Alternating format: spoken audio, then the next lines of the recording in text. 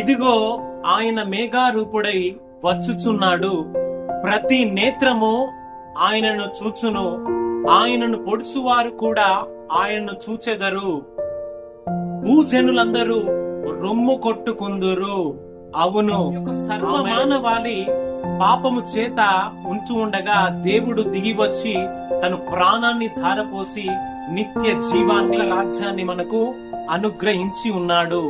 ఈ యొక్క సత్య సువార్తను మరి ప్రకటించబడుతూ ఉన్నప్పుడు అనేకులు ఈ యొక్క సువార్తను అలక్ష్యము చేస్తూ ఉంటున్నారు. సత్య సువార్తను విశ్వసించిన ప్రతి ఒక్కరూ నిత్య జీవములోనికి వెళ్తూ ఉండగా మరి విశ్వసించని ప్రతి ఒక్కరూ రొమ్ము కొట్టుకొనుచు నిత్య నరకంలోనికి వెళ్ళనై ఉంటూ ఉన్నారు. కనుక ఈ రోజున దేవుని సత్య సువార్తను విశ్వసించి దేవుని నిత్య రాజ్యములోనికి నీవు నడిపించబడుదువుగాక.